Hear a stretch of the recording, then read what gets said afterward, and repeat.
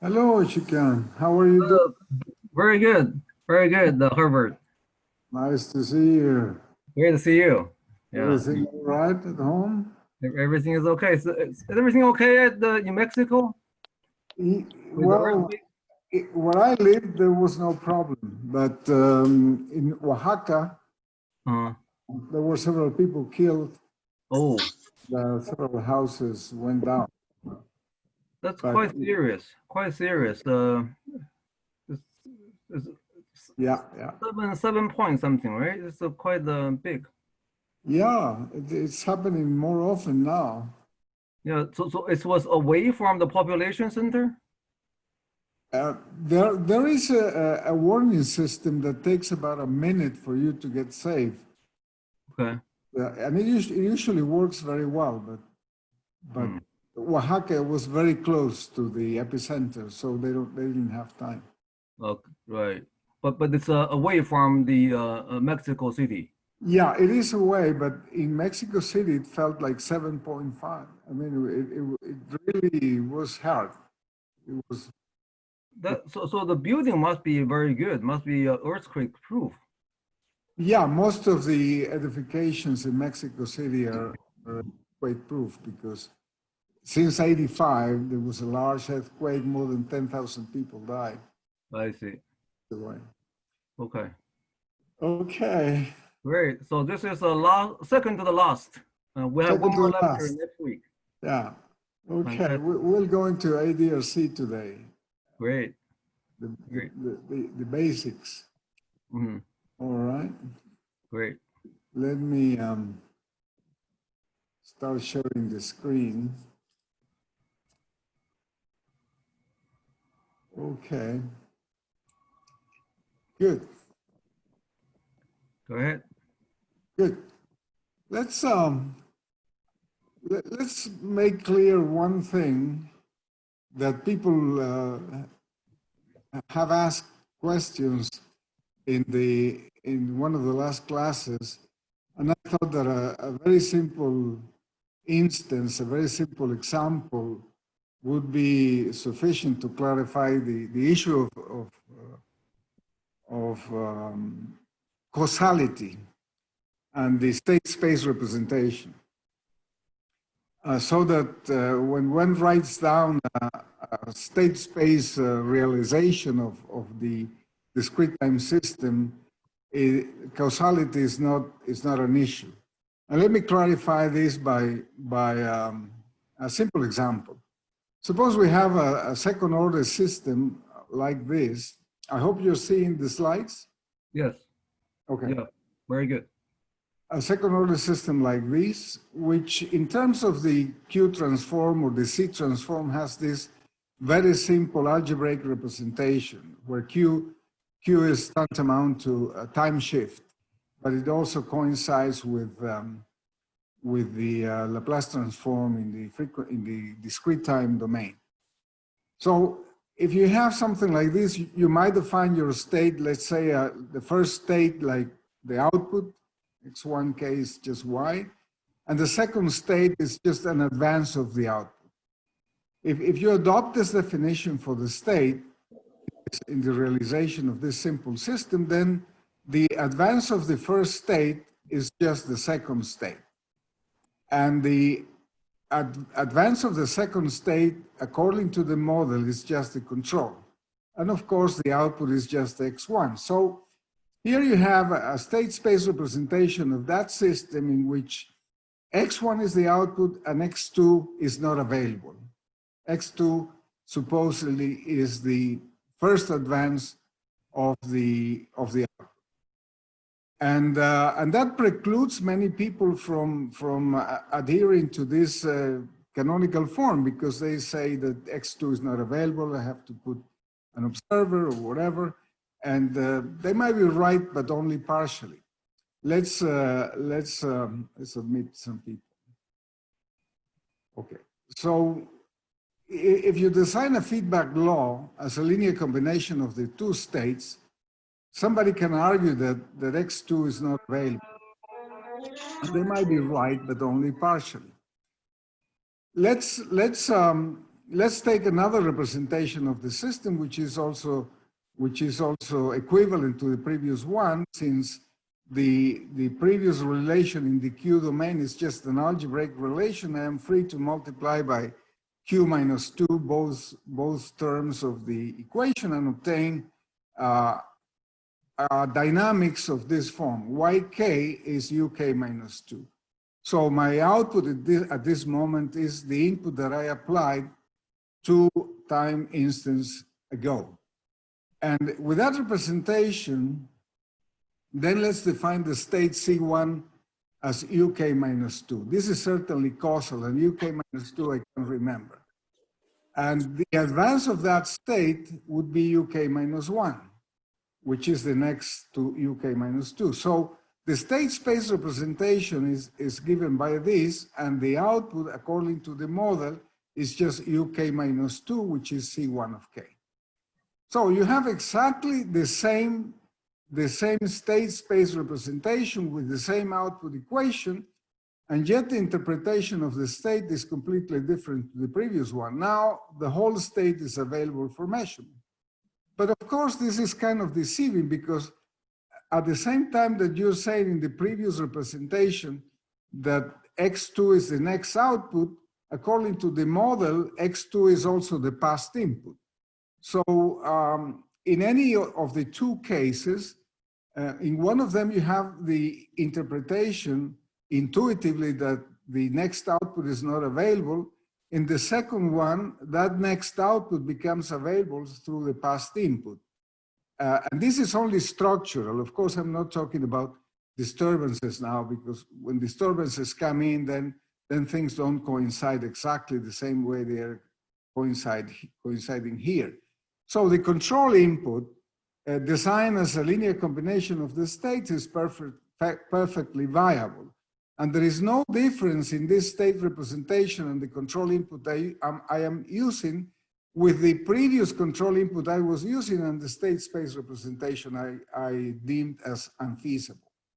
So I hope this clarifies somewhat the causality issue should not worry one who is dealing with this system. And this coincidence or this different interpretation of the state space representation is very common. A state space representation can represent several things at the same time, simultaneously.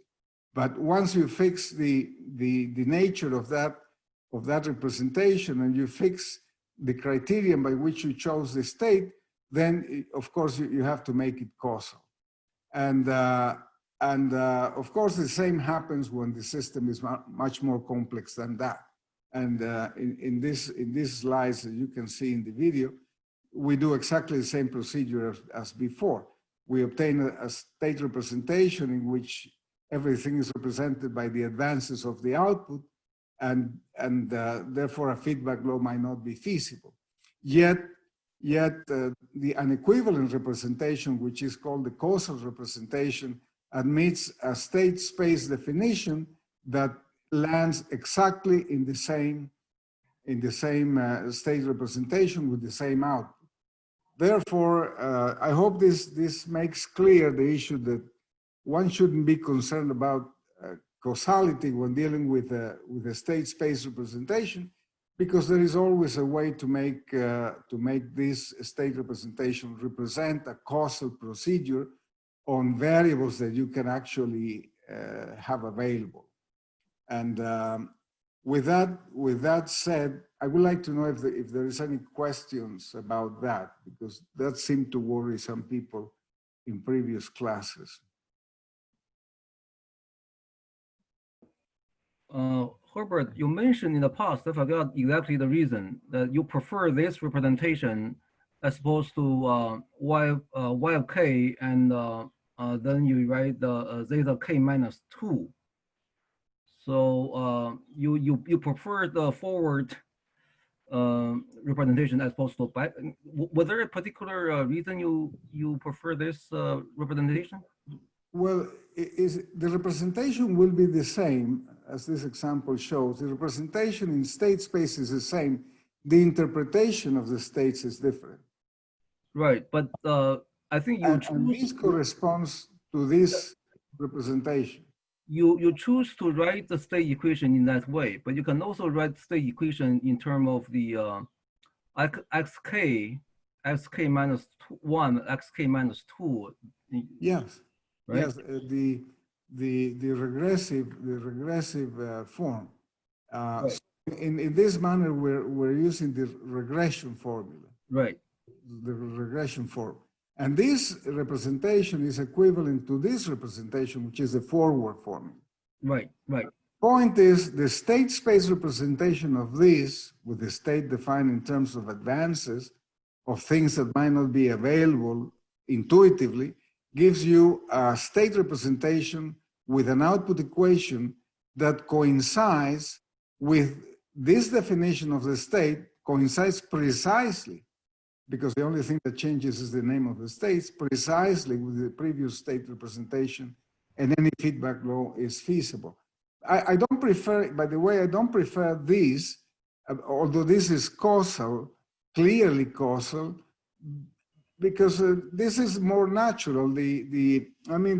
What's so-called the phase variables related to the output are just the advances of the output.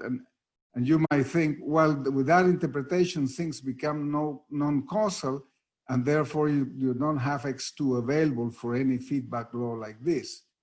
But then this equation also says, you see, my output day after tomorrow is my input today, but my output tomorrow is my input yesterday. And my output now is my input 2 days before. So there is no issue there with the causality. And both interpretations are perfectly okay. Can you stay on this slide? Can you stay on this slide? At the bottom equation, yk equal u of k minus k minus 2. Yeah. This is equivalent, but however, this is not preferred. My understanding is you want to treat u of k at this moment, at the current moment. Yes. And the current u will impact future y. Yeah. So I think maybe that's the reason you prefer to write u of k as a control variable, not u of k minus 2, which is a backward. Yeah. Which is right? You're right. You're absolutely right. The point is that the state representation is the same. Right. The interpretation of the states is different. In this interpretation, the state is causal. And u is in the present. U is in the present because u is C2k plus 1. And you administer the input to this state representation in a causal manner. And the state itself administers the time in the way that it has been defined here. Great. Thank you very much. Very clear. Yeah. Any feedback control law that you deem as a linear combination of the states is feasible. But don't run into the confusion of saying that this feedback law for this representation is not feasible because I can always reinterpret my dynamics in a causal manner. That's the whole point. Okay, let's continue then. And there is an example also of a more complicated case, and you have exactly the same result. So let's start with a very simple system, and the idea is to take this paradigmatic model as the model of a system that has been linearized. Let's assume that when you have a nonlinear discrete time system, you were able to determine that the system was flat and that with no zero dynamics involved, you have this flat output to input representation. And it's a discrete time system in which in this disturbance term, you're probably lumping the nonlinearities and the external disturbances. By that we mean the endogenous and exogenous disturbances conforming this total disturbance affecting the system. So you have a very simple dynamics which is perturbed, and you have a control input. Let's assume for the time being that the gain beta is known and it's a constant. Of course, this system has this representation in the state space, and what we can do to try to control the system is to see how to estimate this disturbance, and for that we just put a regular Leuenberger observer in which the disturbance input is substituted by a new variable, and we give that dynamics some value to that dynamics, which is essentially unknown, but we put only a correction term. So this Leuenberger observer is just a copy of the dynamics of the system with the disturbance replaced by a new variable to which we give the opportunity of having a very simple dynamics in which there is no explicit model for that disturbance except for a correction term, in the same manner that these correction terms affect all of the state estimates of the system. This correction term is called in the jargon of linear system, this is called the output injection or the estimation error injection. Those estimation error injections, along with this particular injection, which has a corrective feature on the estimate of the disturbance, which is replacing here the actual disturbance, will have a bearing on the possibilities of controlling the system.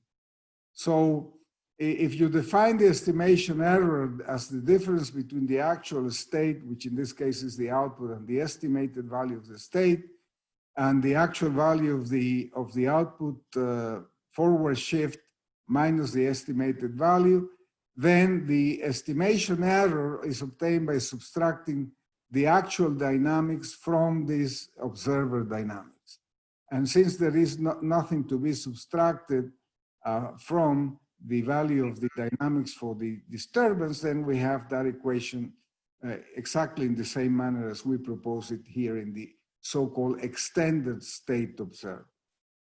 So the error dynamics has this relationship between the estimation errors of the states, the estimation error of the disturbance, and the actual estimation error variable.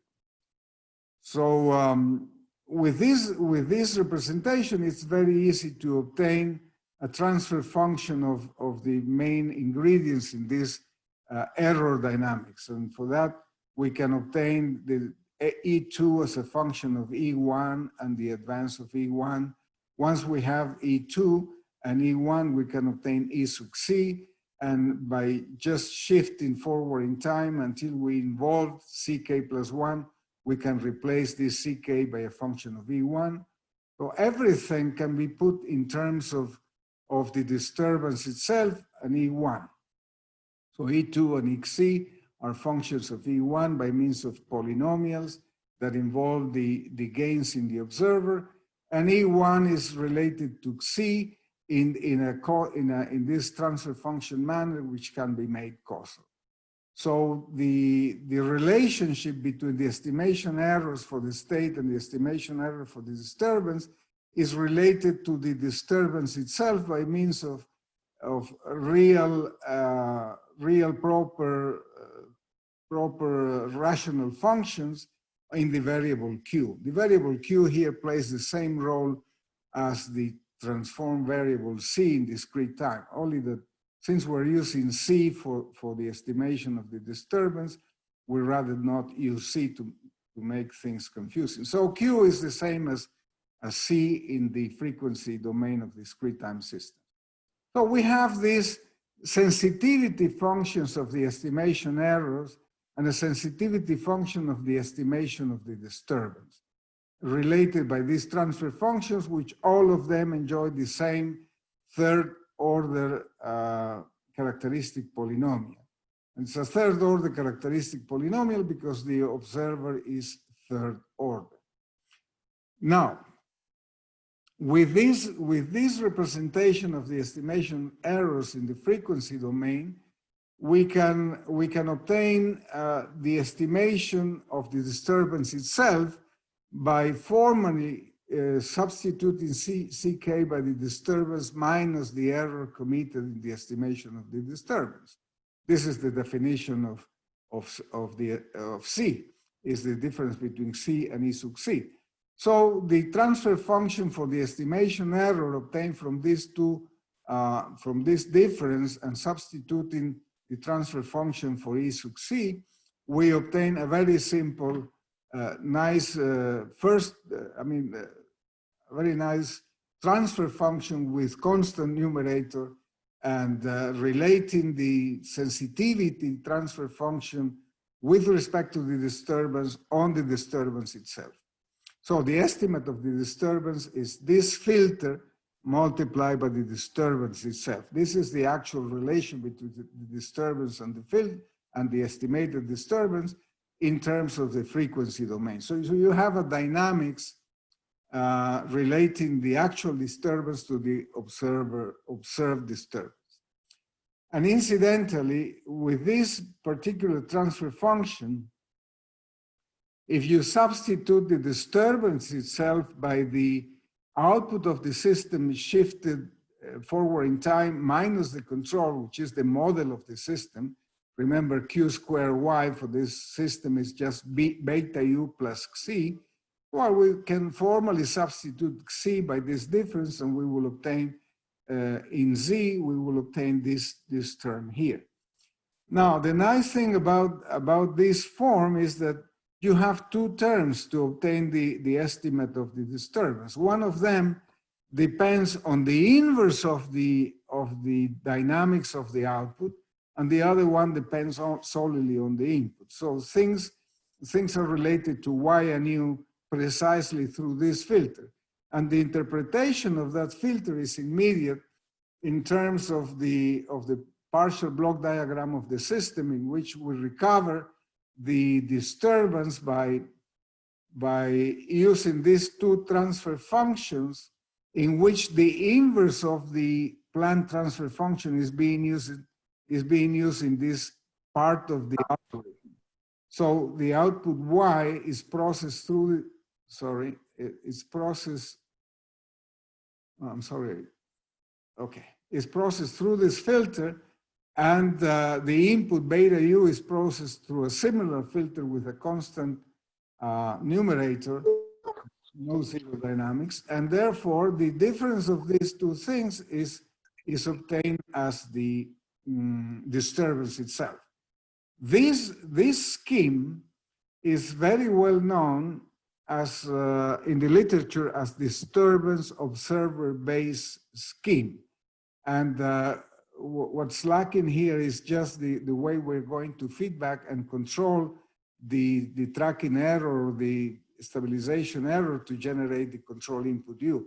But this part of the block diagram of the entire system is precisely disturbance observer-based scheme from the extended observer. Therefore, I'm not hesitant to say that at the very heart of the extended state observer proposed by Professor Han is the fundamental scheme of disturbance observer-based scheme used in the literature for linear and nonlinear systems. And this is a connection that I want to emphasize, because what it shows is that DOB, at least in this part of the scheme, naturally comes out of the extended state observer proposed by Han. Okay, so the ADRC could, is there any question about that? Because I know that might be controversial to some people. Yes, I want to make a comment here, Herbert, if I may. There's definite relationship between the DOB literature and ADRC literature. And I want to say this once for all, that between the two areas of research, the main contribution Han made is the conception of disturbance. In this diagram, on top, you have disturbance input zeta, right? Where, here? Well, Yeah, no, right. yeah, Yeah, this has affected the system without me knowing anything about it. right. So in the DOB literature, starting from 1968 to to early 80s, this is purely conceived as external disturbance, not a function of state. Right? Yeah, And as late as early 2000, there was a well-known paper stating that for this to work, you need to have a good model. If you don't have a good model, your system could be unstable. So that I think that's the major the demarcation between the Han's conception and the previous concept. Han, on the other hand, is well known in conceiving the notion of total disturbance. And that total disturbance includes internal dynamics, uncertainty. So yeah, I don't want to dwell on this. I just want to make that distinction. no, that distinction is fundamental. And if you take a look at Isidori's paper, there is some paper from 2015, and you were very kind to send them to me, 15, 17, and 20. Now that distinction is sort of blurred. And of course, the point here is that the two schemes are identical in a block diagram. Of course, the nature of C, I am advocating the presence of state disturbances here. But okay, you might not want to include those here and say these are only exogenous disturbances, but the scheme is the same. Right. The scheme is the same, and therefore I believe that at the heart of the extended state observer, which is given in this particular very simple case, this can be generalized, of course, you have the DOB scheme implicitly into those formal equations. And that provides a connection, and that connection is interesting because now, since in DOB scheme, you are left rather free on how to propose a controller for the overall scheme, now that you have solved the cancellation of the disturbance by these means, how about putting an active disturbance rejection observer here, which further attenuates the disturbances? And I have experimental results of doing that with and without an active disturbance rejection controller in this location. And the results are that the ADRC combined with this, which is sort of redundant because this is already in the ADRC scheme, you get far better results in terms of quadratic error indices and things like that.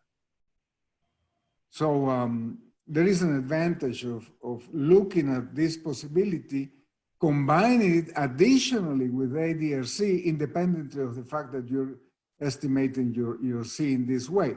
In fact, putting an ADRC here is now estimating the difference between these two disturbances, C and the estimated, and further attenuating it. And that's one advantage. I know it's controversial, but we have experimental results, and we have the mathematics of this worked out in this manner. But this is the key departing point for proposing in the OB schemes ADRCs, so that you have a second degree of attenuation of the disturbance as provided by this scheme and complemented with the ADRC. And that gives you a definite validity of the fact that it doesn't really matter where this comes from. I remember I published a paper some years ago. Unfortunately, it was in a journal in Spain, and the paper is in Spanish. And where I show mathematically that it doesn't really matter if this depends on the state or not. As long, and I do this in general for differential equations. If you have a differential equation which in which one part which is dependent of the state is somehow estimated and known, then you can show that formally everything is consistent with the fact that C might have been coming from a time function or from a state whose solution in the state space traduces into the equivalent time function. You see, when you're married with differential equations, you're married with a state space, and you're married with a space interpretation of the state. But remember that at the basis, at the fundamental theorem of differential equations, what you're looking for is a time function that satisfies the symbolic equation in terms of states and derivatives of the states and the inputs and whatever in a causal manner. So that if you free yourself a little bit from the state space representation and think of signals, and remember that in practice you don't feed back symbols, you feed back signals, that gives you a freedom to also have a dependence on the state as a function of time, obtained by the solution of the corresponding differential equation, which is a circular argument, but everything in many aspects in mathematics goes through this kind of circular argument. And therefore, I don't make any distinction between foreign or internal conceptions that you might ascribe to this disturbance variable. And as long as your scheme is right and you can justify it mathematically from a different viewpoint, then everything should work all right. Right. So Herbert, you have been always very gracious in attributing the original kind of a breakthrough conceptually to treat disturbance not only as a function of what you call endogenous, exogenous quantity, but also including endogenous quantities. And you have set an example of giving credit where the credit is due, which is Professor Han. And I think that's something you see liking in some of the literatures. When you move from external disturbance conception to a more holistic conception of disturbance, including both internal and external ones, and this credit, in my view, must be given to Han. I mean, this is a cardinal rule in academia. You must give credit where to the first person who conceived it. And you've been very gracious, but the problem I see in the literature is sometimes people forget. And the paper I send you, to some degree, there's a reflection of that. I wish there was not, but unfortunately there was. Now coming back to this diagram, I thought it's quite creative that you put another ADRC on top of this. But also I think that this is indicative of the limitation of the original DOB. If the original DOB could include could be expanded to ESO, then you have both the estimation of the disturbance and the output derivatives, which will facilitate your feedback design. And that's more general than just estimating the disturbance itself. Now, in the improvement you observed with this is more of a nested disturbance rejection. Internally, inner loop you have DOB, outer loop you have ADRC, right? And this is nested loop, and in this nested loop, the improvement is due to the better disturbance rejection, because you're doing disturbance estimation and rejection again in ADRC side, or do you think mainly the instrument came from the availability of Y dot and Y double dot and whatever the output derivative you can get out of this? Agree with you, 100%. Yeah.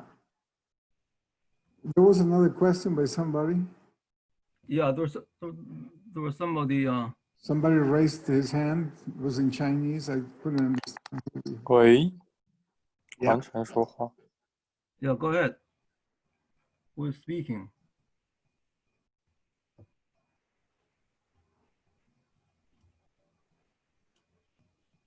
Okay. 问题吗？是叫刘其民是吗？的那个麦克风开的。Put it by mistake, Professor. Please go. Okay. Let's Yeah. continue. Yeah, go ahead. Yeah, go ahead. Thank you for the comment. That was very, very interesting. So coming back to what we had the disturbance sensitivity transfer function for the estimations of the state and the disturbance obtained from the extended full order extended state observer and the manipulation in the frequency domain of the linear equations of those errors. And the ADRC proposes to use the estimates of those states with a linear combination conforming a control and a cancellation or an attempt to cancel the disturbance through its estimate CK. So this is our ADRC control law, a linear feedback control of the estimated states plus the action of trying to cancel the disturbance by means of its estimate. So when one substitutes the estimates of the states by means of the actual states and the estimation errors, then when we close the loop, which amounts to, considering Q square Y, and in this side adding C, when you close the loop, this is the equation you obtain with these two terms going to the left-hand side term, and the combination of the estimation error and the disturbance estimation error affecting your control dynamics by means of this linear combination of the states. So you have your feedback law affecting in closed loop the output of the system as if the advances were available, and this is the intrinsically in this expression. But of course, the errors that you commit in those estimates of the states are exciting your system by means of this expression, in which the gains of the controller are also affecting the estimation errors of the states, and you have the presence of the estimation of the disturbance. When you substitute E2, E1, and XC from these expressions, you substitute them in this excited system, you get the closed loop system in terms of the disturbance. And from there, you immediately obtain the disturbance sensitivity function affecting the output from the disturbance. And in here, very naturally, you have the transfer function of the observer the characteristic function of the observer, the characteristic polynomial of the controller combined into a single denominator reflecting the closed loop performance of the system in terms of the transfer function sensitivity function, the sensitivity transfer function. And therefore you have a separation of the controller design explicitly shown here from the observer design shown here in terms of the gains of the observer and here the gains of the controller. And in the numerator dynamics, you have a combination of those coefficients. This is significant in the sense that clearly the form of the sensitivity transfer function is telling you how to go about the design of the observer and the design of the controller. If you respect the separation principle, then you will have the possibilities of decoupling the observer design from the controller design. The observer should be fast enough, and the controller should have moderate gains. Moderate gains because those gains are going to affect the excitation of the closed loop system. So the bigger these gains in the controller, the bigger are the excitation of the estimation errors affecting your closed loop dynamics.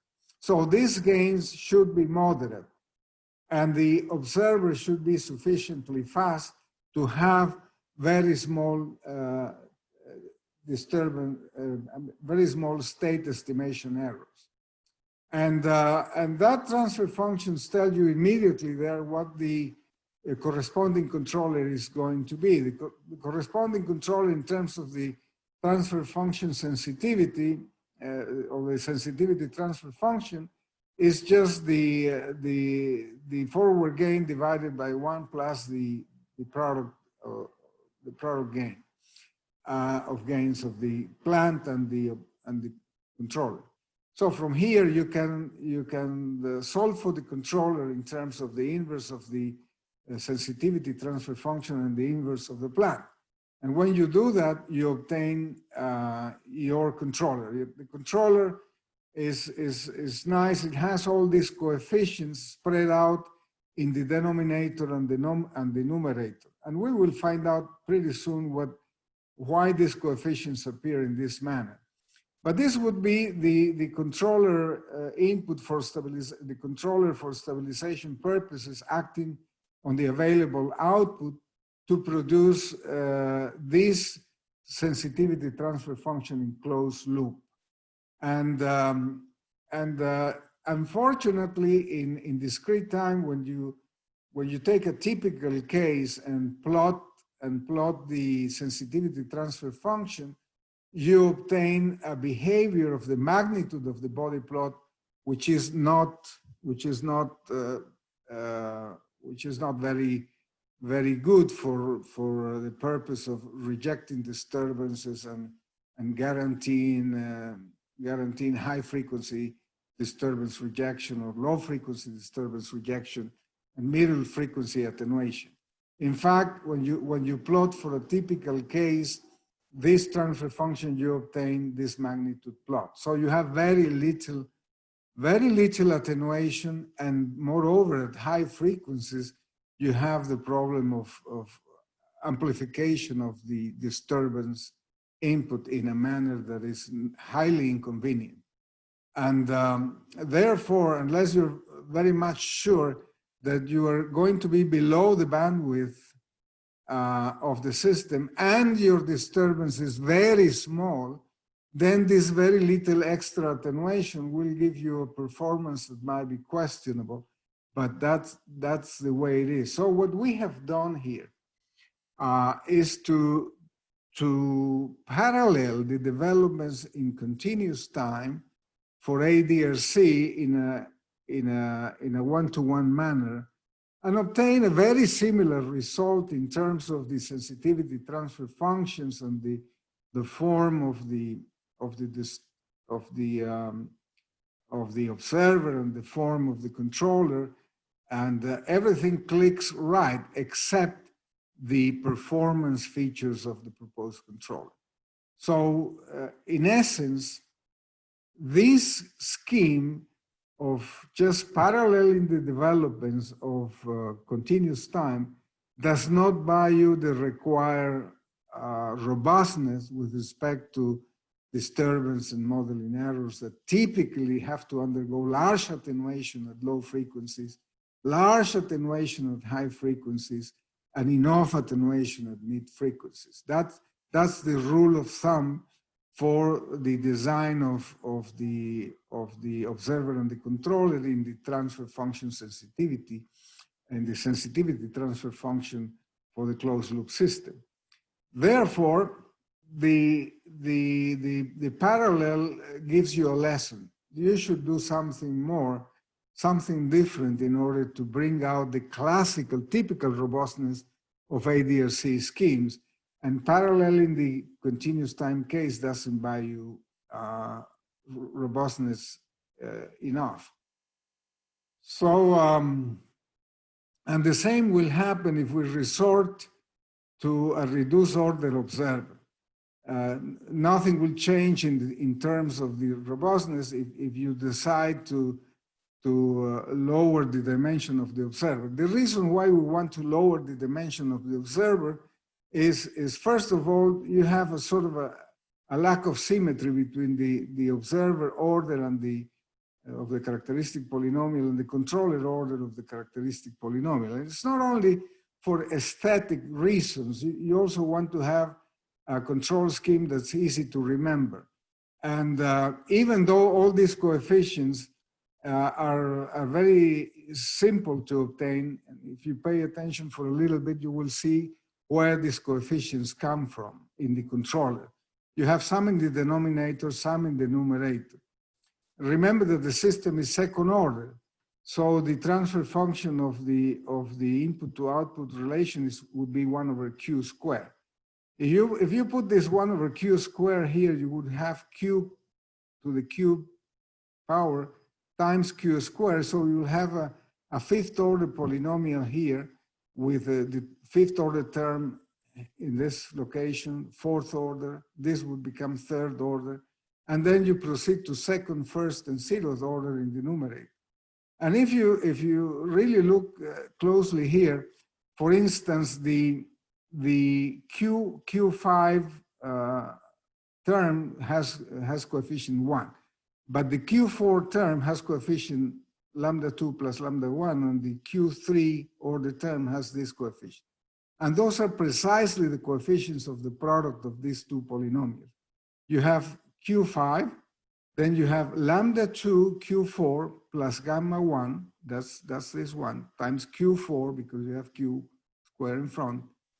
And then you will have the Q to the third power obtained like lambda 1 Q cubed plus gamma 1 lambda 2 plus gamma 0. That's this coefficient. And you continue to the second order coefficient, you will have lambda 0 plus gamma 1 lambda 1 plus gamma 0 lambda 2. This is precisely this coefficient. And the same for the first order, and the zeroth order is just gamma 0 lambda 0, which is here. So this controller is very easy to remember if you first acknowledge that you should have an observer and a controller in separate ways in your design. You put a third order polynomial, which is one order more than the plant, and the second order polynomial for the controller. You multiply those polynomials and you obtain a set of coefficients for the fifth order model.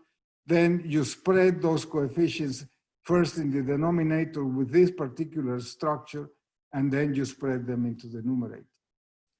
And that would be the way to conform the controller in an easy to remember fashion. So what we want to do is to have a second order polynomial here, just to match the order of the controller, and also because in doing that we will obtain further equivalences of the ADRC scheme with other control schemes that we will show in this lecture. And when you stick to the full order observer, then that equivalence is a little bit more troublesome to obtain, and it's not as simple and nice.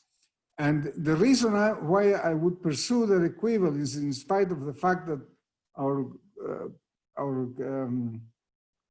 control scheme is non-robust, is because this exercise gives you more insight into the ADRC features for the discrete time case that are very much valid in the parallel fashion with the continuous time case. In the continuous time case, instead of getting a Q here down in the denominator of the transfer function of the controller, you obtain an S here. And that integrator gives you a lot lead into the robustness of the system. Unfortunately, this Q, which is sort of an internal model of the disturbance, is not enough to even reject constant disturbances. In the sensitivity function, or in the observer transfer function for the estimation error of the disturbance, this factor Q does not play the role of annihilating the dynamics of the disturbance, whatever it is, even though you don't have an accurate model. But in continuous time, the presence of an S here is enough to suppress constant disturbances. And moreover, if you think of constant disturbances as being approximated by piecewise constant sum of delayed disturbances, as it's done in discrete time, then you will see the nature of the robustness of the ADRC scheme in continuous time.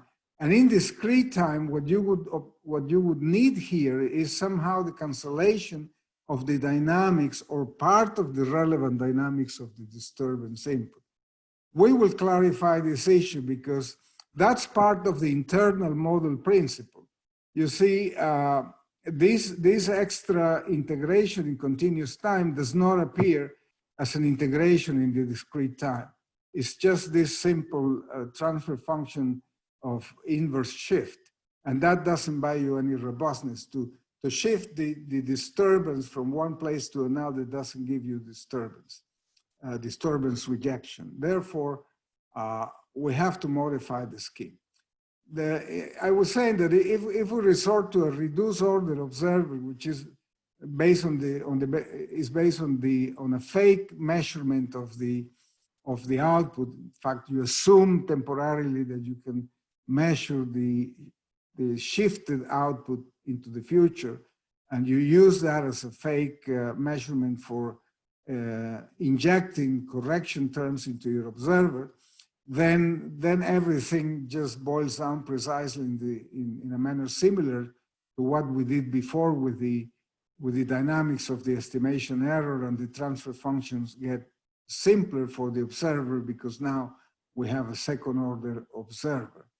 And when you combine those into an ADRC, in which now you're only estimating one of the variables because the other one is supposed to be available, and you suppress or try to cancel the disturbance, in closed loop you obtain something similar to what you obtained before, and that gives you a more symmetric expression for the observer influence and the controller influence in the sensitivity transfer function with respect to the disturbance.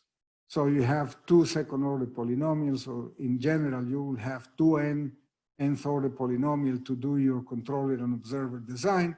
And then the coefficients of the controller get spread out in the same manner as before, only that here the order is one order less, it's fourth order. The plant is second order, with this one gives you third order, with this fourth order. So you have the fourth order polynomial of the product of the observer and the controller characteristic polynomials, and the expansion of that product gives you all the coefficients in the transfer function of the controller. But that controller has the same defect. It doesn't have the internal model of the disturbance present here in the transfer function of the controller. And or you might interpret that alternatively as a dual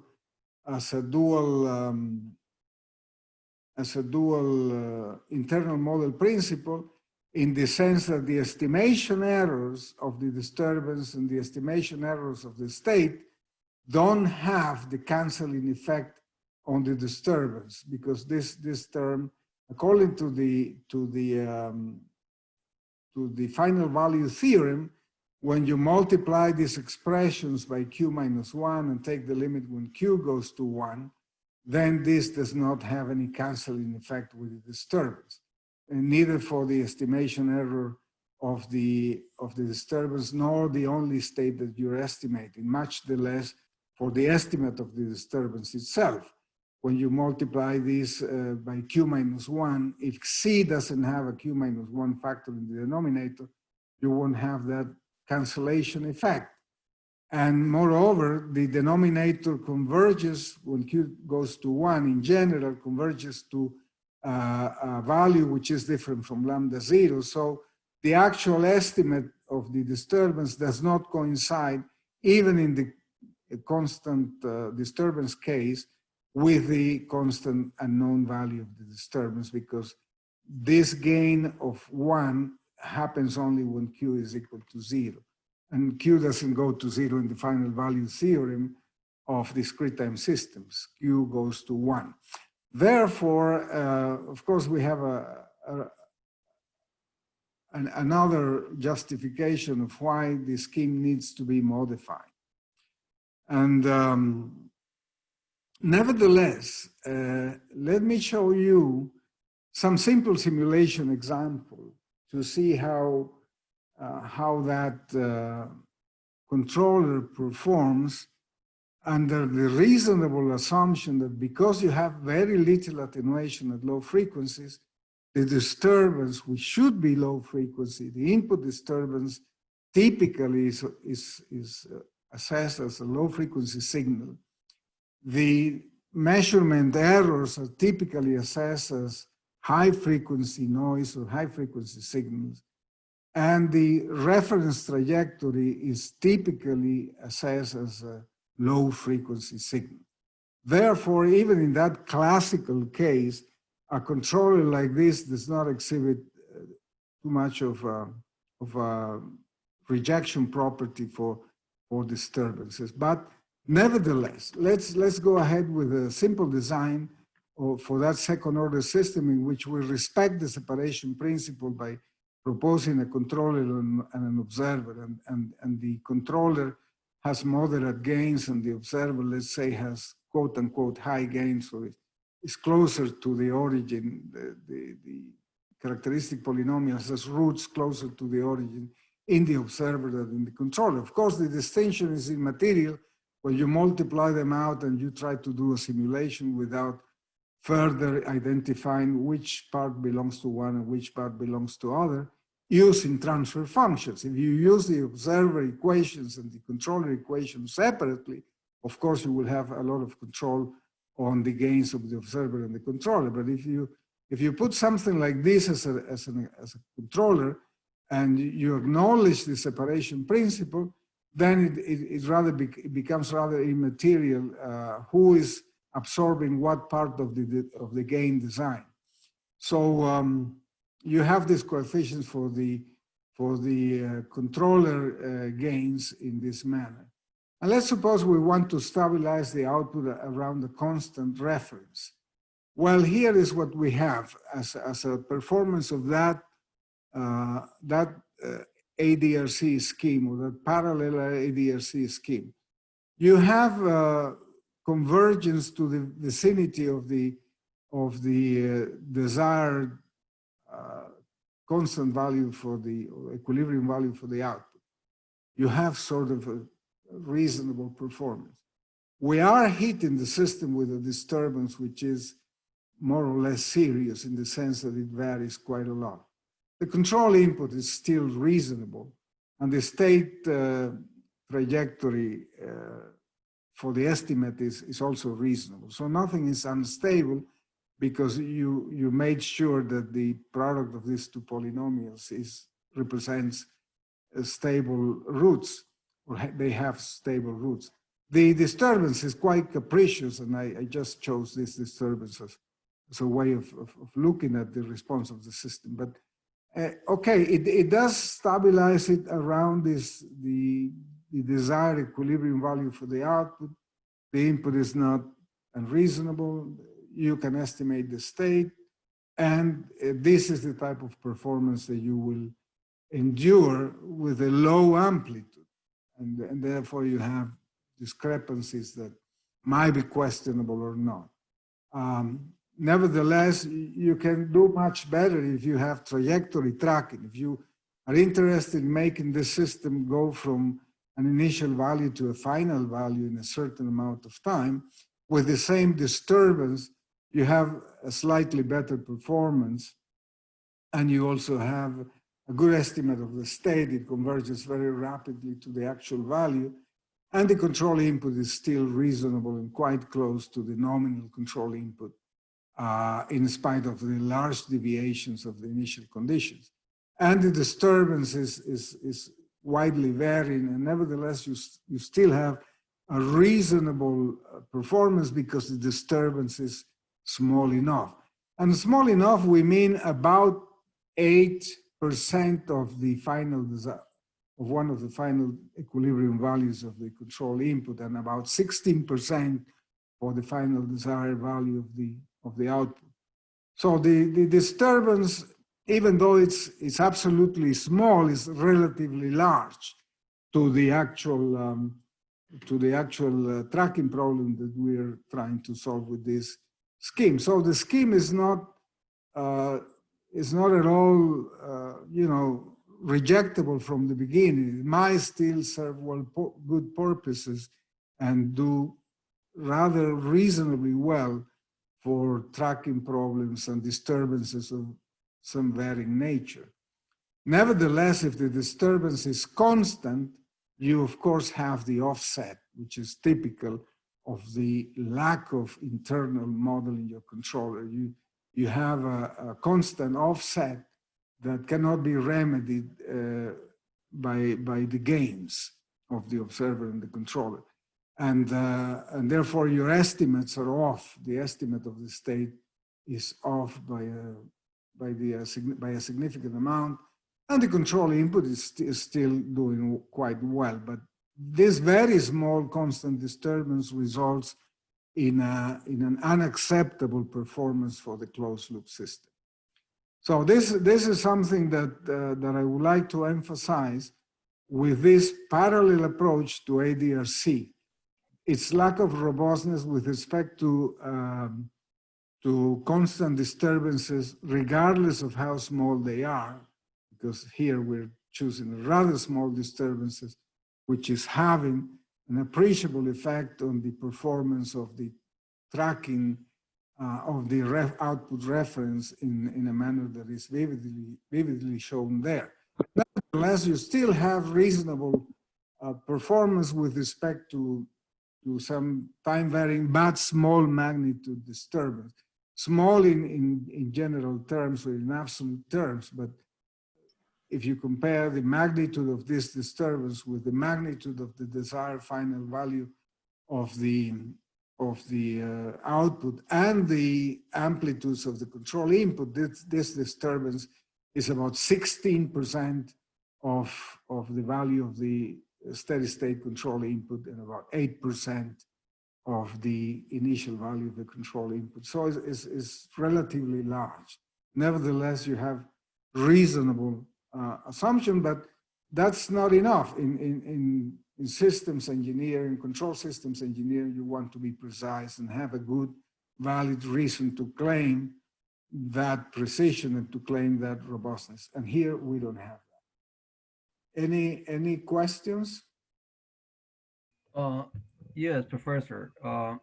Could you share with us some insight of why did this happen?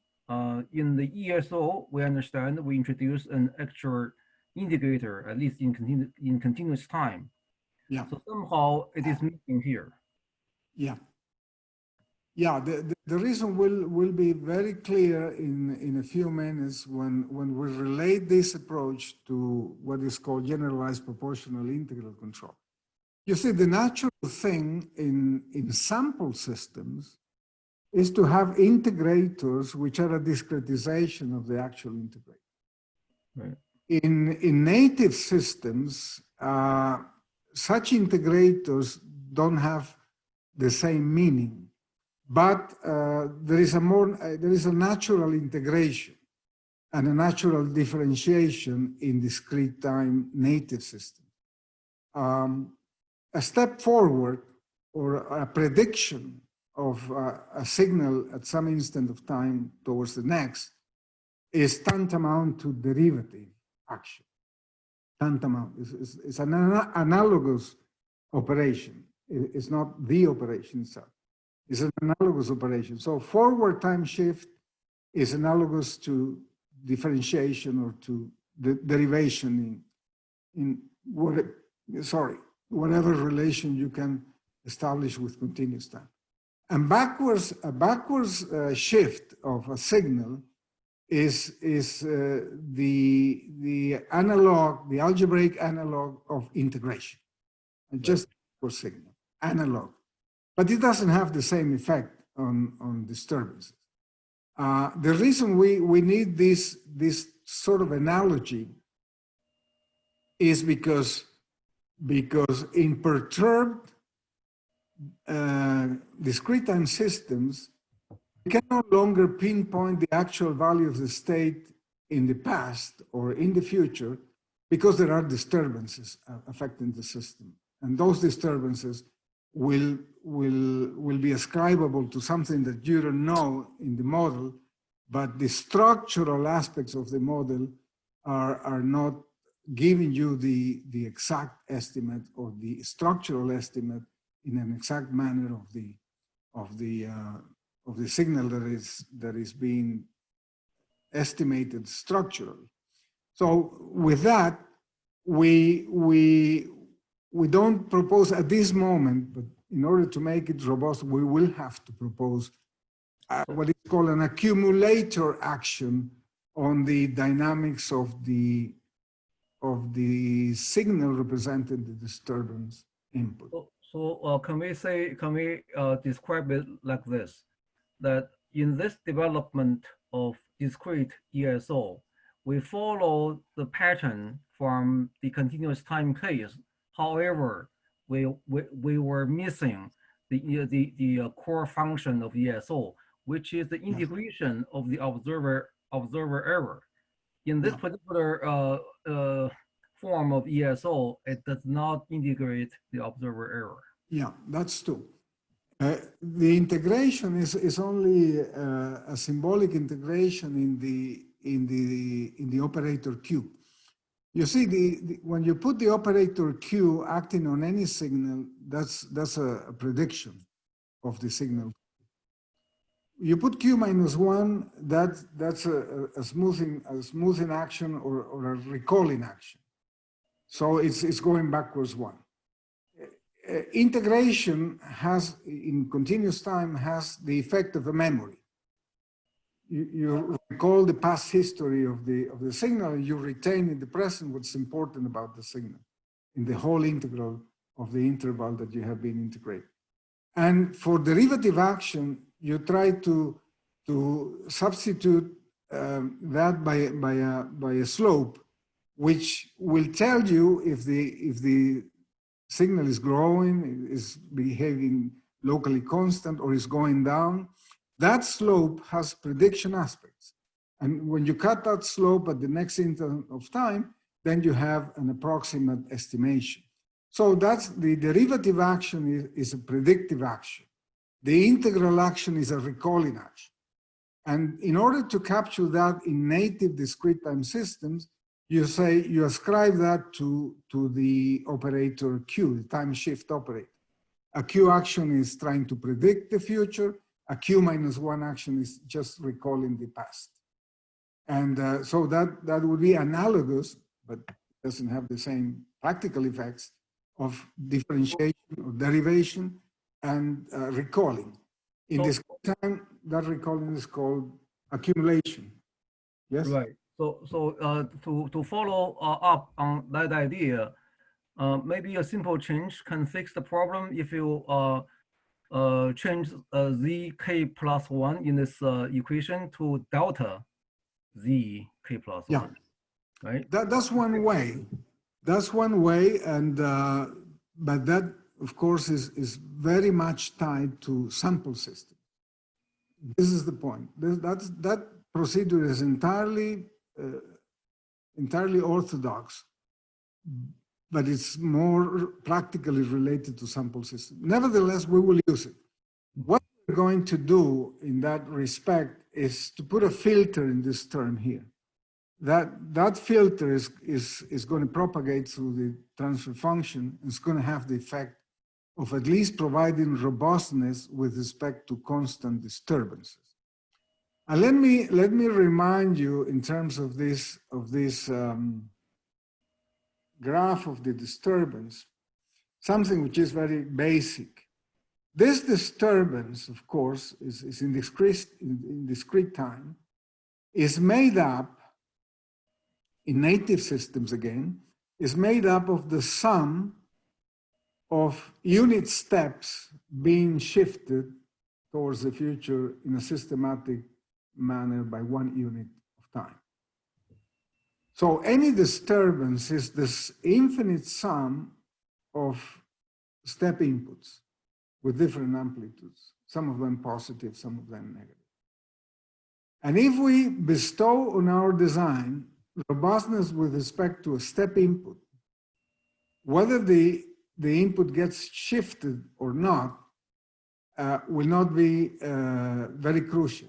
But the fact that we will be able to dominate the response and actually obtain in steady state an exact cancellation of the disturbance, then we can also extend that idea to the sum of step inputs of different magnitudes, positive and negative. And we will be robust with respect to those also at the same time. This is the reason why in continuous time, when you have an integrator here, which is a very simple model of any disturbance, it's the internal model of the disturbance, that goes a long way into rejecting a lot of disturbances. Because in essence, you're being, in the limit, you're being robust with respect to step inputs that are being shifted and added with different amplitudes. And that robustness sort of extends, you know. And this is probably why the value of classical control in terms of proportional integral derivative stems from. Those PID controllers have the secret of being robust with respect to a reasonably large set of practical disturbances. And people very much in the old days, you know, adhere to the fact that disturbances were constant or piecewise constant. And that is reflected into the design that they defended very much as PID control, because then what you're doing, putting an S here, is putting an extra integrator. And people used to say that a well-placed integrator would solve you many, many problems. In the old days, that's what they used to claim. So this is the reason why we're doing that. Of course, we can briefly analyze what's going on in terms of the sensitivity functions for the observer. In the observer estimation error related to the disturbance, we have this transfer function, which does not provide you any cancellation of the dynamics of the disturbance, whatever that model might be.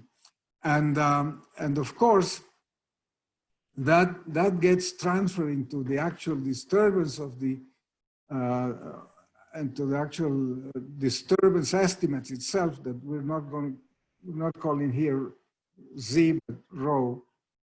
Because the transfer function doesn't provide you with that cancellation. And recalling very briefly that if you have a constant disturbance, the transfer function of that constant disturbance is going to be given by this expression. So you have Q times the constant value of the disturbance divided by Q minus 1. This is a constant disturbance in the frequency domain of the C transform or the Q transform.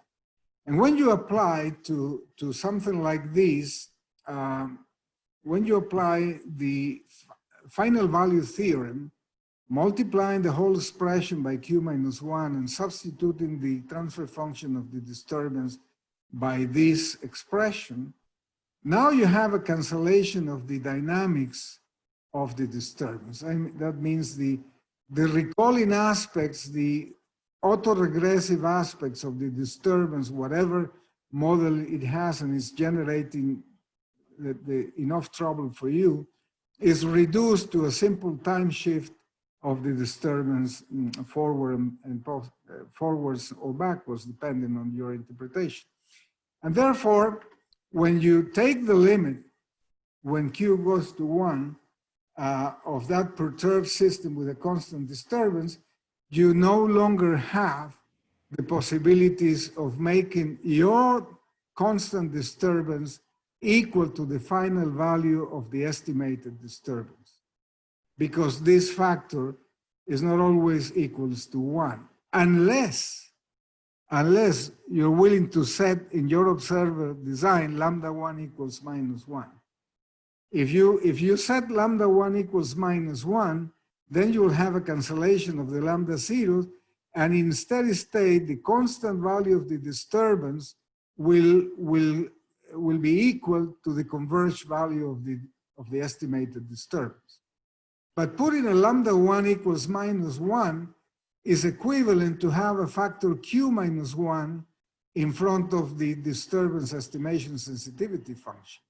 And that Q minus 1 would be canceling part of the dynamics of the constant disturbance and will make you very happy.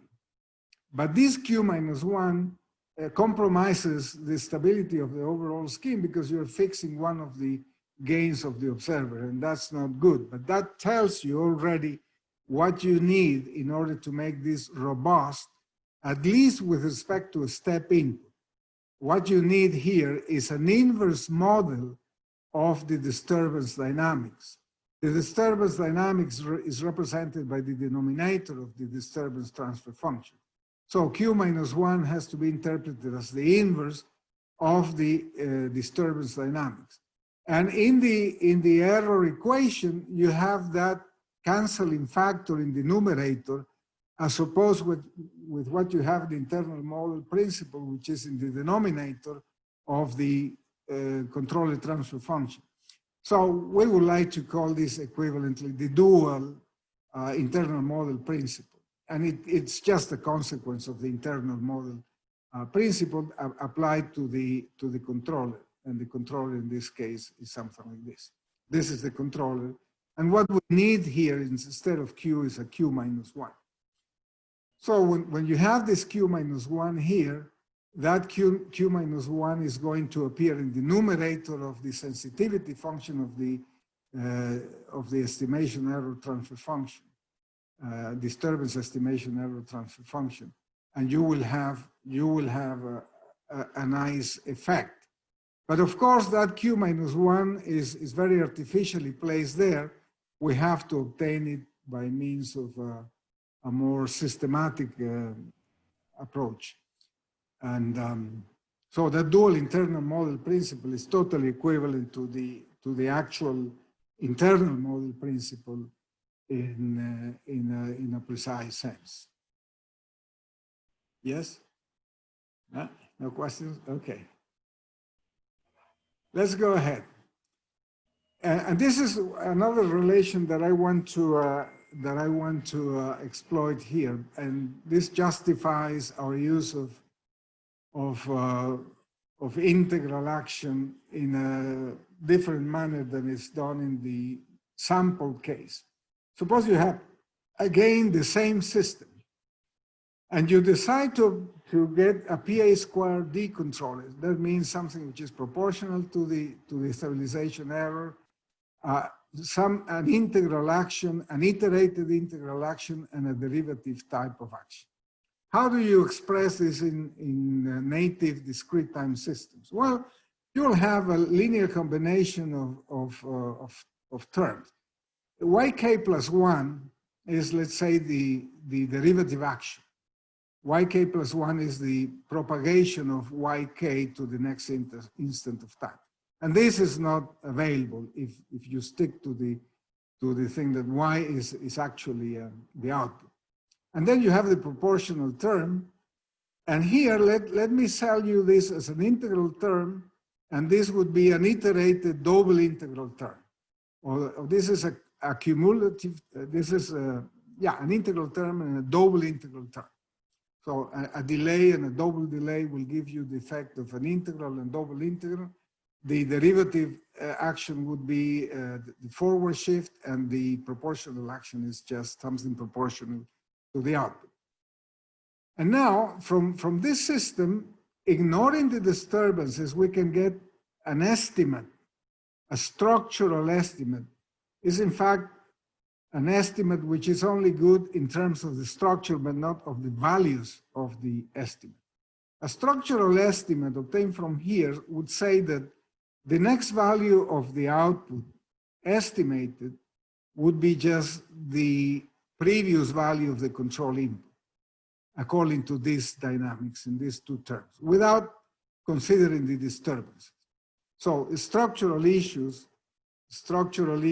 are, have to get rid of disturbances to be established, and then you see what the effect of the disturbances is. But structurally speaking, the output tomorrow is just my control action yesterday, and that constitutes a bad estimate, but an estimate nevertheless of the next value of the output. And it's a bad estimate because it doesn't take into account the disturbance. So this is a structural estimate. We would be willing to trade this structural estimate with this part of the predictive derivative action in the controller and see what this compensation in terms of integrals, quote unquote, of the output and double integral, quote unquote, of the output does for the closed loop system. So this is conceptually different to what we were doing in ADRC. Here we're having a very bad observer replacing my control law, which requires yk plus 1. And we're trying to compensate, an observer is a self-compensating dynamical device. And here, using or exploiting the linearity and the superposition principle applicable to linear systems, we want to have a bad estimate with errors, but then we compensate correspondingly as with integrals of the output. And that somehow is giving us a right observer, an observer that has been compensated. When we do this, this would be our control action. We would obtain, in terms of this structural estimate of the next output, the past input with its gain and everything. So we have an implicit dynamical feedback controller in which you have these compensation terms, you have the proportional terms, this is pi squared, and the derivative term is eliminated in terms of a recollection of the input, which gives you an implicit controller.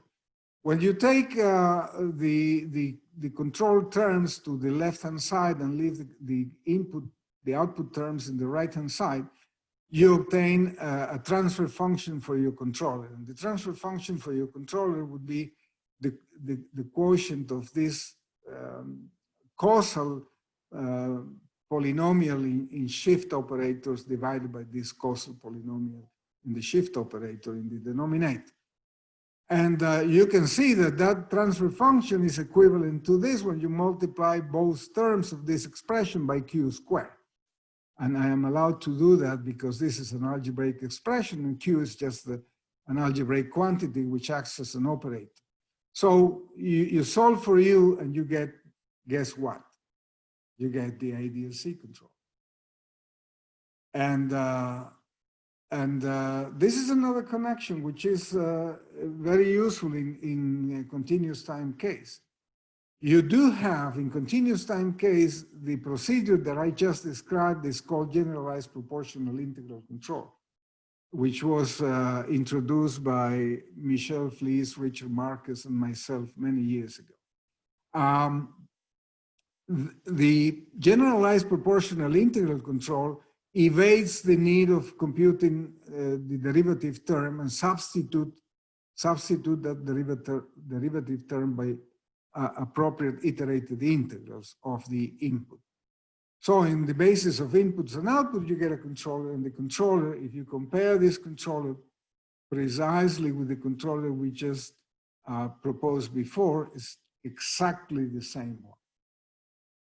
And therefore, the transfer functions related to the disturbance sensitivity and the low sensitivity and the complementary sensitivity are all the same. And this would be the scheme of my control. This is my plant. Here you have an internal model of the plant, which is sort of playing the role of an observer, in a sense. And that observer has injections from the output. That's what you have in an observer. And the implicit part is just evading the need for derivative control by this input injection, or it's called endogenous feedback. This endogenous feedback will produce the control scheme that is precisely reported here and which is motivated by this expression. When you wire up all these delays, you end up with this. So here you have an interpretation of the naive ADRC controller with the generalized proportional integral controller. And you know that deep inside this representation is the disturbance observer-based control. So ADRC is equivalent and it precedes many of those developments in linear systems here. GPI was created in the 90s or the 2000s, and PI squared D control was created in the 50s, probably 60s.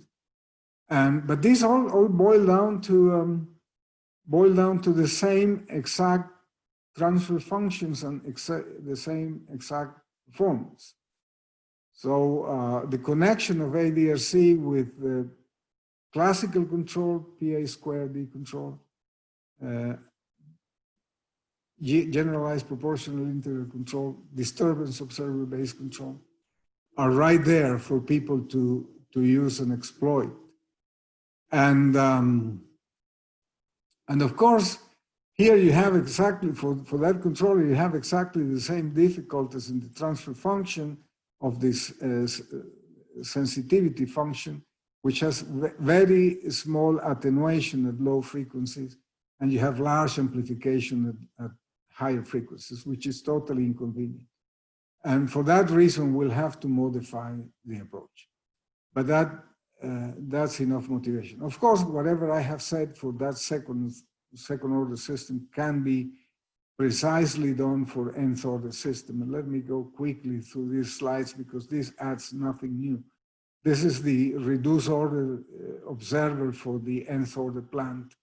And here is the estimation error for that nth order system. And here you have all the set of disturbance sensitivity functions of the estimation errors of the state and the disturbance. And then you have the equivalence with disturbance observer-based controller stemming from the same similar equations as the second order case. And you have the control scheme precisely in the same manner.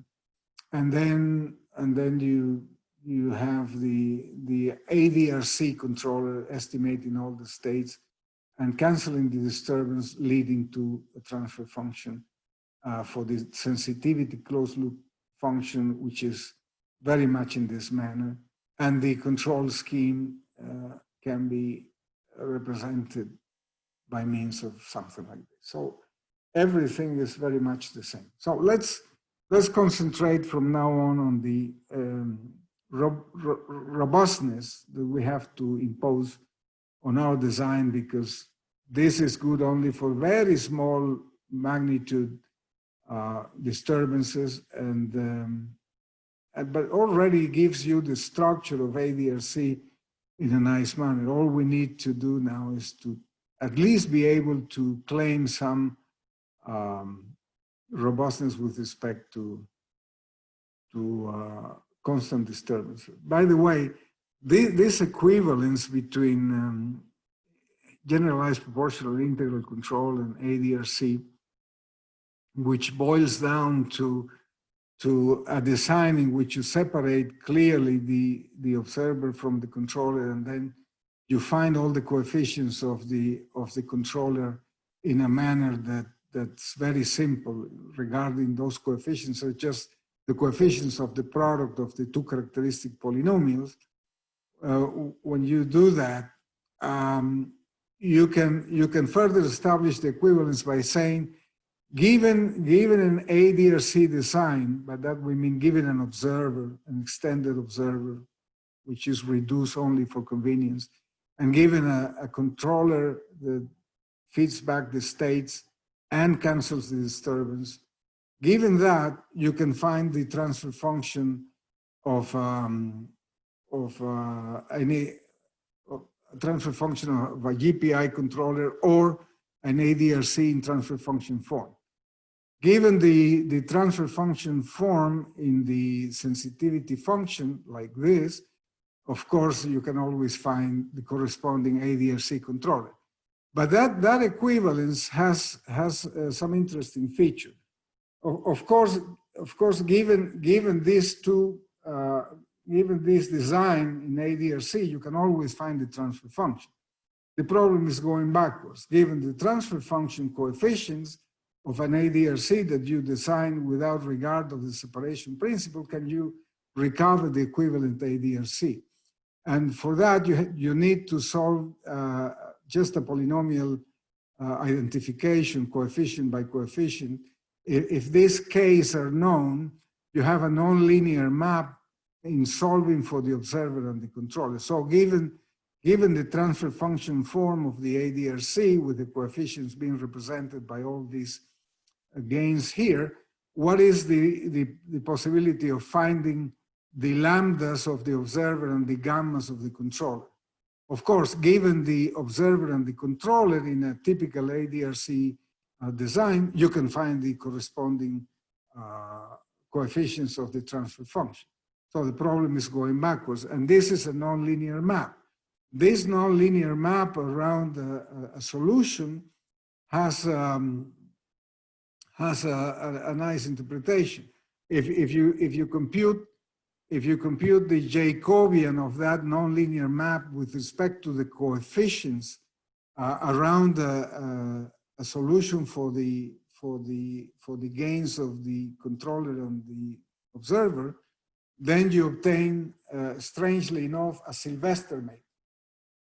And that Sylvester matrix around the solution, or given at the solution, the non-singularity of this Sylvester matrix will be equivalent to the possibilities of finding an observer and a controller for the given transfer function of the GPI controller, and or the PI-ND controller, classical compensation network. So if this Sylvester matrix is non-singular at the solution that is supposed to exist, then you need invertibility of this matrix. But that is another way of saying something which sort of escapes the mind of many people working in ADRC. That is telling you precisely that equivalence is valid. That equivalence is valid due to the implicit function theorem for the solution, the unique solution, local unique solution of the gains of the observer and controller in terms of the gain of the equivalent transfer function of the controller, that identification is possible if and only if the observer characteristic polynomial and the controller characteristic polynomial are co-prime. That's what the Sylvester matrix is telling you. If they are co-prime, that means they don't have common zeros. That means that the coefficients have to be different and that the roots have to be located in different locations of the complex plane within the unit circle. So what it's telling you right there is you can find, given a classical compensation network in this form, which was very much used. It used to be called a roll of zero generalized lead network with the roll of zero because of this Q here. This roll of zero generalized lead network will be equivalent to ADRC, provided in the ADRC control, you choose the characteristic polynomial of the observer and the characteristic polynomial of the controller as co-prime polynomials. That means as polynomials which don't have common zeros. And that consequence of the separation theorem tells you that you shouldn't use a characteristic polynomial of the closed loop system with all the poles in the same location or with all the roots in the same location if you want to find an equivalence ADRC controller for your classical compensation.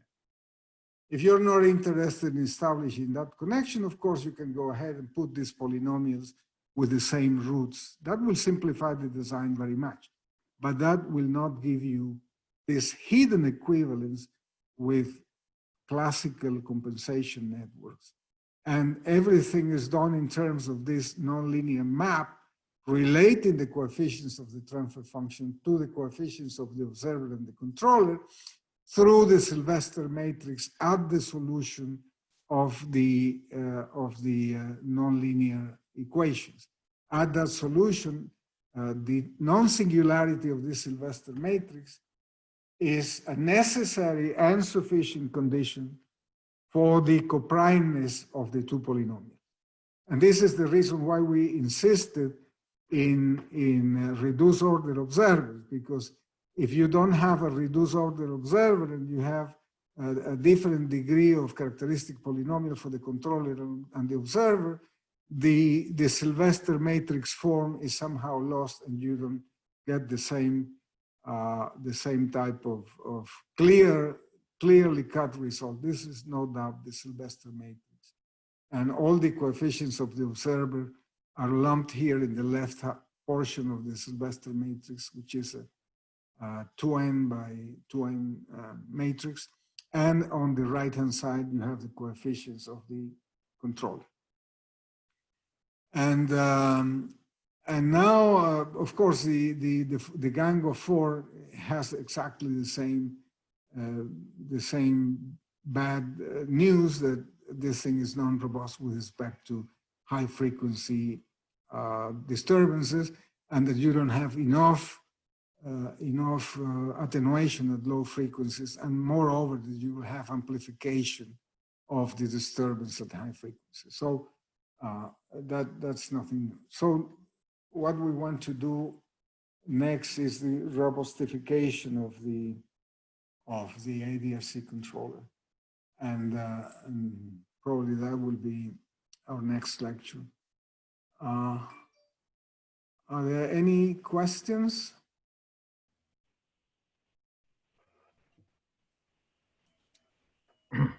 Comments? 有没有问题？大家，这很好的机会啊，跟这个Sira教授交流。Professor, I think you gave us a great challenge today. When you develop a parallel ADRC mechanism in discrete time, and this mechanism have difficulty rejecting constant disturbances. That's a great opportunity for me, at least, to understand and to find out the insight behind it. I have some rough idea, but we'll have to develop a bit before we can get back to you. Maybe tomorrow I'll ask Haiyan to look into it.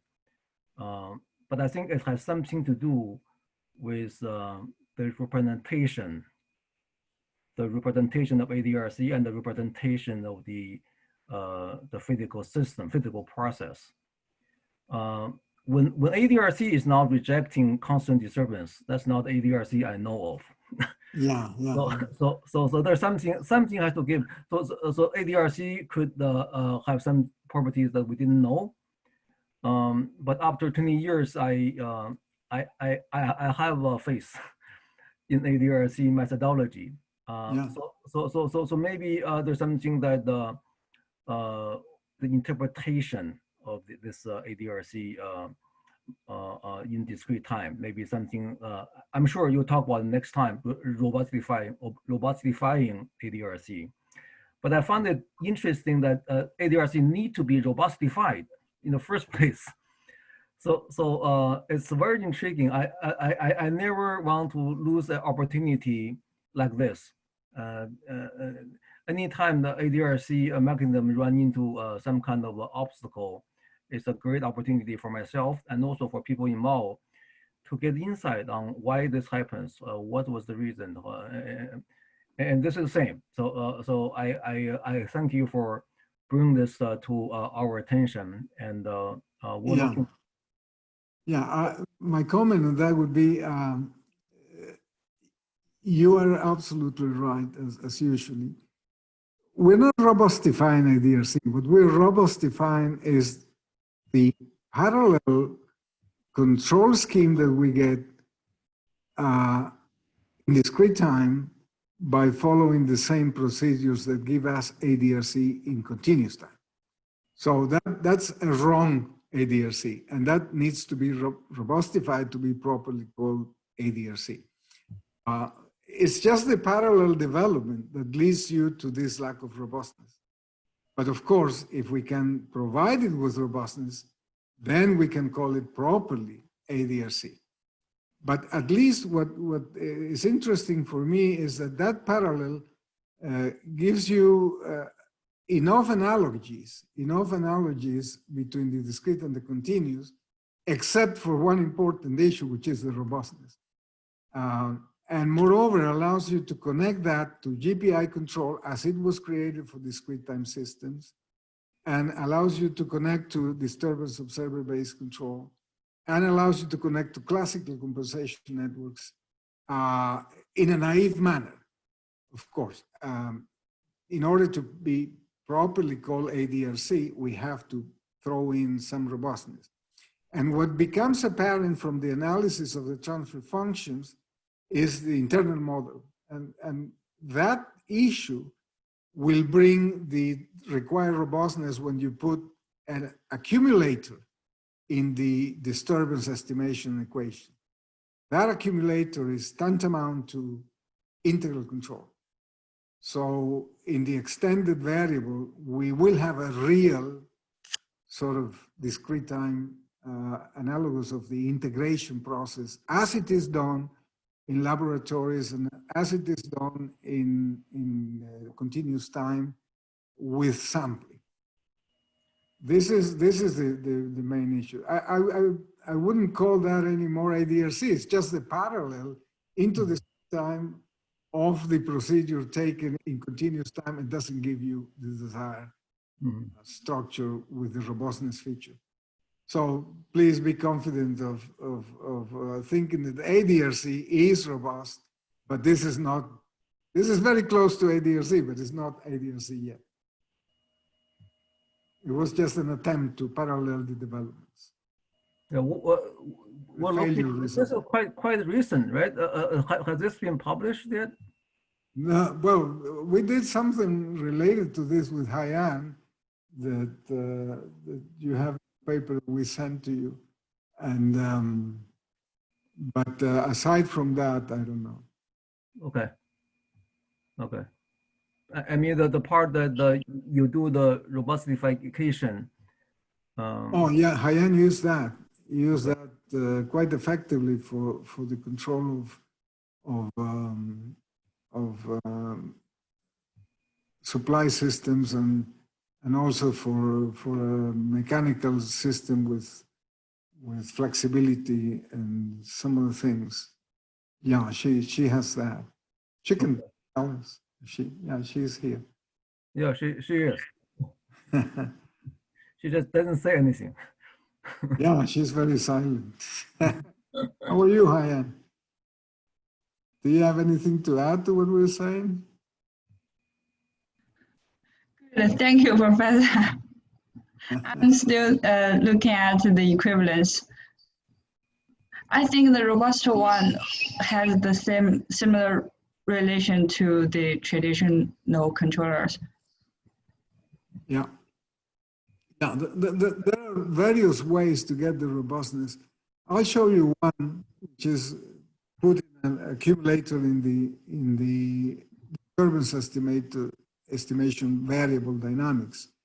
There is another one that is just put in a filter in an appropriate place in the transfer function that you obtain here with this method, and put in that filter, propagate the filter through all the sensitivity functions, and see what it has to be in order to be robust, and you get exactly the same.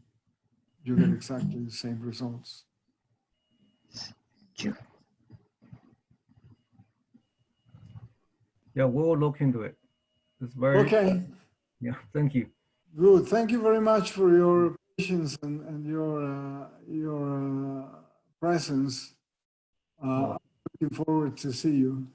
Yes, yes. So we'll have one more lecture next Thursday, right? One more lecture. Next Thursday.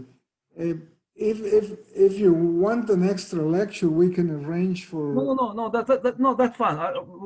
I'm just confirming that. Yeah, I think this is perfect. So next, well, you'll finish this with the robustification of ADRC. I couldn't even pronounce it. Robustification of ADRC. It's already done there with some examples and so on. Yeah, it's already written out here in these slides. Okay. And are there other questions? 大家还有什么问题吗？趁这个机会问问 Sira 老师。I guess there's no more questions. We'll see you next week. Thank you very much again for a wonderful lesson. Thank you. Yeah. Thank you. Thank you. And have a good time and take good care. Yes. Yeah. Bye. Thank you. Oh, Professor Gao, don't worry about the furniture and those things. I'll take them to the lab. It's not heavy. I can take it. No. Yeah. Yeah, you don't have to come because it's a risk. It's a big risk, and there's no need for that. What I'll do is I'll take this to the lab and leave it inside the lab with the key inside the lab. You have an extra key, right? Yeah. Well. Otherwise, I'll give the key to Mr. Yu. Right. He's there. Yeah. Maybe So I'll ask him to help you move that to the lab. Okay, no problem. It's not heavy. I'm very strong now. Good. Thank you very much. Thank you. Yeah. Bye-bye. Bye-bye.